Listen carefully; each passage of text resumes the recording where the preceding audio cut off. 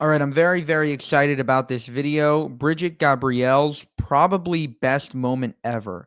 So a Muslim student asked her a question and she answers it incredibly. Check it out. Assalamu alaikum. Peace to you all. My name is Saba Ahmed. I'm a law student at American University. I am here to ask you a simple question. I know that we portray Islam and all Muslims as bad, but there's 1.8 billion Muslim followers of Islam. We have 8 million plus Muslim Americans in this country, and I don't see them represented here. But my question is, how can we fight an ideological war with weapons? How can we ever end this war? The jihadist ideology that you talk about, it's an ideology. How can you ever win this thing if you don't address it ideologically? Great question. I am so glad you're here, and I am so glad you brought that up because it gives us an opportunity to answer.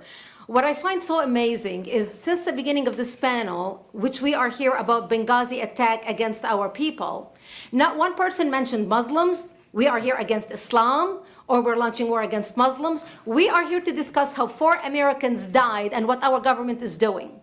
We were not here to bash Muslims. You were the one who brought up the issue about most Muslims, not us. And since you brought it up, allow me to elaborate with my answer.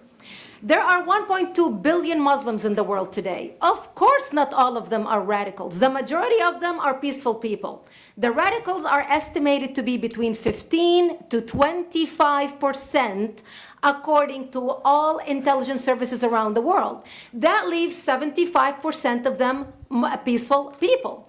But when you look at 15 to 25% of the world Muslim population, you're looking at 180 million to 300 million people dedicated to the destruction of Western civilization. That is as big of the United States. So why should we worry about the radicals, 15 to 25%? Because it is the radicals that kill. Because it is the radicals that behead and massacre. When you look throughout history, when you look at all the lessons of history, most Germans were peaceful. Yet the Nazis drove the agenda. And as a result, 60 million people died. Almost 14 million in concentration camps. 6 million were Jews. The peaceful majority were irrelevant. When you look at Russia, most Russians were peaceful as well. Yet the Russians were able to kill 20 million people. The peaceful majority were irrelevant. When you look at China, for example, most Chinese were peaceful as well. Yet the Chinese were able to kill 70 million people. The peaceful majority were irrelevant. When you look at Japan prior to World War II, most Japanese were peaceful as well. Yet Japan was able to butcher its way across Southeast Asia, killing 12 million people, mostly killed with bayonets and shovels. The peaceful majority were irrelevant. On September 11th in the United States, we had 2.3 million Arab Muslims living in the United States. It took 19 hijackers, 19 radicals to bring America down to its knees, destroy the World Trade Center, attack the Pentagon, and kill almost 3,000 Americans that day. The peaceful majority were irrelevant. So for all our powers of reasons and us talking about moderate and peaceful Muslims, I'm glad you're here. But where are the others speaking out? And since you are the only Muslim representative,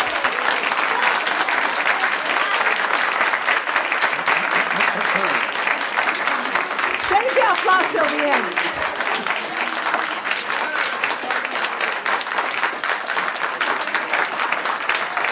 Thank you.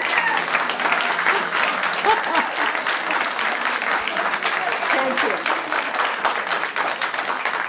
And since you're the only Muslim representative in here, you took the limelight instead of speaking about why our government, and I assume, are you an American? You're an American citizen. So as an American citizen, you sat in this room and instead of standing up and saying a question or asking something about our 4 Americans that died and what our government is doing to correct the problem, you stood there to make a point about peaceful, moderate Muslims. I wish you brought 10 with you to question about how we can hold our government responsible. It is time we take political correctness and throw it in the garbage where it belongs and stop calling it.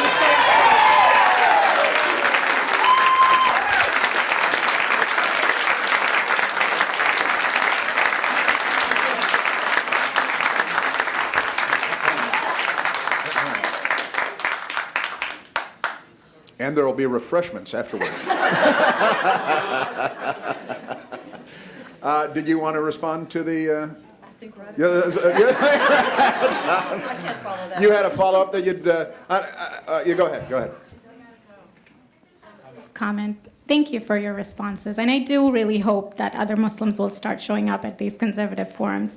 But, you know, as a peaceful American Muslim, I would like to think that I'm not that irrelevant.